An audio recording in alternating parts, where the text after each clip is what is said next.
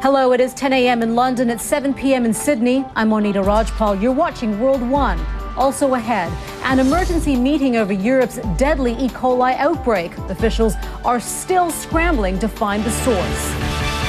But first, new details about the condition of Yemen's president suggest his injuries are serious. U.S. officials say they've been told Ali Abdullah Saleh suffered burns to nearly half of his body when his compound was attacked on Friday. He's now in Saudi Arabia, where he was taken after the attack. The officials say he's also getting treatment for a collapsed lung. And an Arab diplomatic source says he has a shrapnel wound 7 centimeters deep. Yemen's largest opposition bloc has vowed to stop Saleh from returning from Saudi Arabia. The violence erupted on Monday night in the fiercest fighting since anti-government protests began 4 months ago. CNN's Mohammed Jamjoon has been following events in Yemen. He joins us now from CNN Abu Dhabi. Mohammed. U.S. Secretary of State Hillary Clinton has said any power shift in Yemen should actually happen now. I think an immediate transition is in the best interests of the Yemeni people because...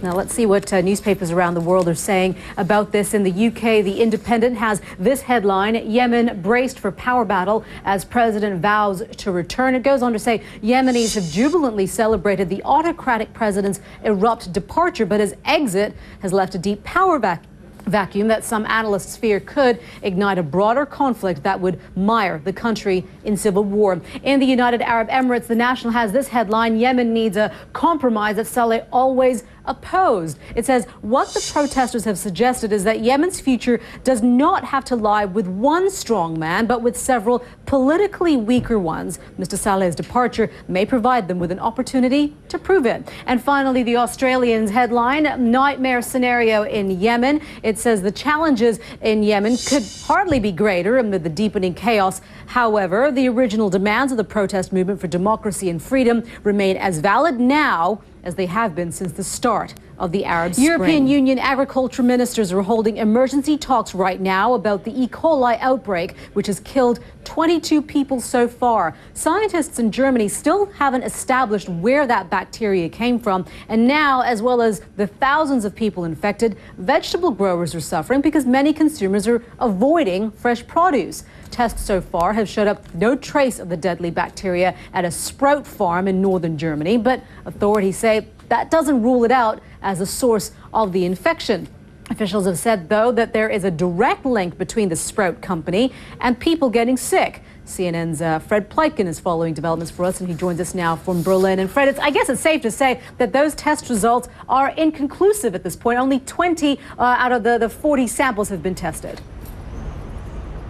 Yeah, they're absolutely inconclusive. As you said, so far there are no traces of this E. coli bacteria. Thank you, Fred Pleitgen in Berlin. And do stay with us here on World 1 for more on this continuing and continually developing story, I should say. In a moment, we'll be talking to Jörg de Battin from the Hamburg Medical Center for the very latest information on the E. coli outbreak. German authorities have an answer. Jörg de Battin is the medical director at the Hamburg University Medical Center. He joins us now. Dr. de Battin, thank you very much for being with us again. As I was saying to you before, there are two angles to the story. There is the scientific, and then there's the health side. Let's talk about the health side of this story. While they think that they may have found the source, and again, that's inconclusive right now. What does that mean in terms of the health scare of this E. coli outbreak?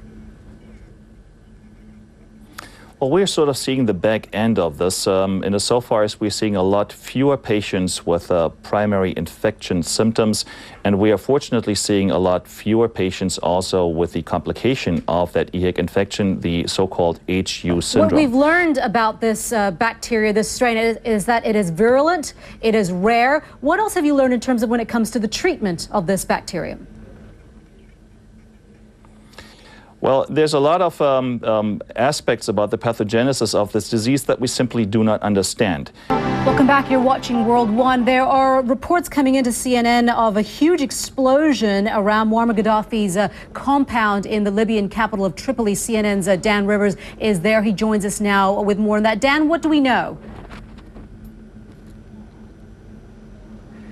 Right, well, in the last sort of half an hour or so, we've had a series of very loud explosions coming sort of from roughly the direction of where Colonel Gaddafi's compound is. A U.S. congressman has admitted sending inappropriate pictures of himself to women he met over the internet. Anthony Weiner, a New York Democrat, initially claimed the photos had come from someone who hacked into his Twitter account. The Syrian government says it will deal with those it holds responsible for attacks against security forces in northern Syria. A married U.S. congressman has admitted sending inappropriate pictures of himself to women he met online.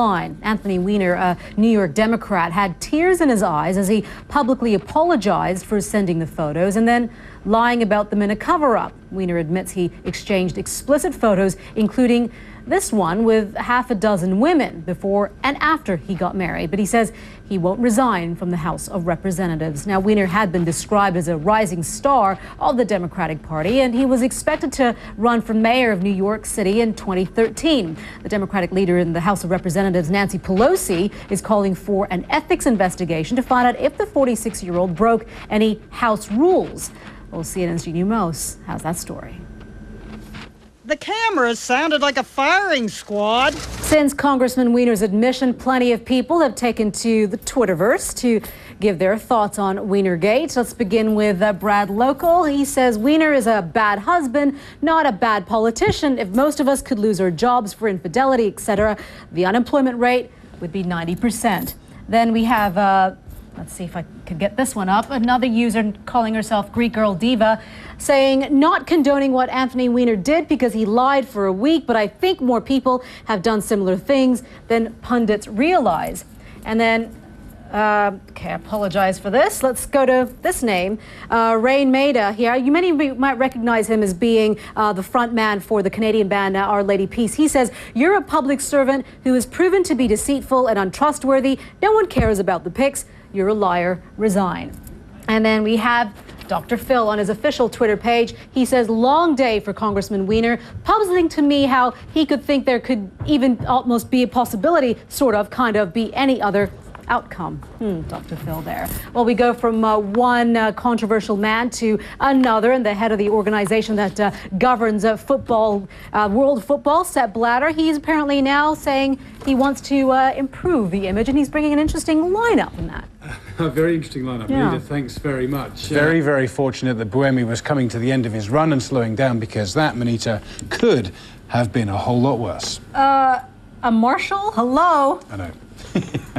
Okay, can we talk about the Boston, the Bruins? We can. Can we? 8-1? Great performance from Boston, not so good for Vancouver. The first two games were so tight. Yeah. Nobody would have expected that in the third game, but Boston were at home. They found something inside, deep inside. Yeah. All right, Don, thank you very much for that.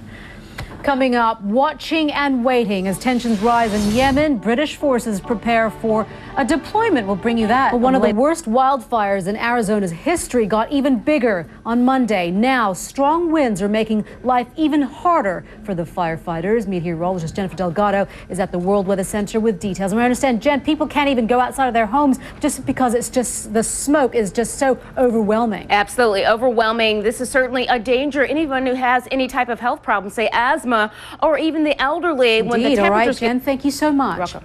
We want to take a look at what's trending on social media right now. At number 3, Wayne Rooney's hair. The England footballer is causing a bit of a stir online after tweeting a picture showing the results of his hair transplant. Rooney says it will take a few months to grow. It's been a popular story online for a few days now. Some fans are actually applauding him for being so open about it. At number 2, tears over Twitter. U.S. Congressman Anthony Weiner is dominating online discussion today after admitting he'd sent inappropriate pictures of himself to women he met online. The married politician originally said his Twitter account had been hacked. And at number 1, Peru's new president, Ollanta Humala. Mr. Humala narrowly beat his main rival in a runoff vote. The ex-army officer has become a popular search term on the web. He will be sworn into office July 28th. We take you to Yemen once more, where the situation is growing increasingly dangerous. Now, it's hard to say how many foreign nationals could actually find themselves stranded there if things get worse. The British Embassy says it has about 800 UK citizens registered. Many of those have already followed the Foreign Office's advice to leave. As for the ones who could end up stuck if things deteriorate, well, let's join Atika Schubert. She's here with us in our London studio to talk a little bit more about that. And Atika, the fact that we understand that UK Marines are making their way to Yemen, what can we read into that? Well, we don't know very many details about it yet. The Ministry of Defense has simply said that, yes, they do have military assets in the region, but they won't say anything more than that. They won't say what purpose or exactly what assets there are. When this becomes even, the voices of questions become even louder. Atika, thank you very much for that. Just checking some of our main headlines at this hour here on CNN as we continue to update you on the day's top stories. But for now, that's it from me and the team here on World One. Thank you for watching. We are going to leave you now with some amazing images of a volcano erupting in Chile. This is the Puyehue volcano. It is about 900 kilometers south of Santiago.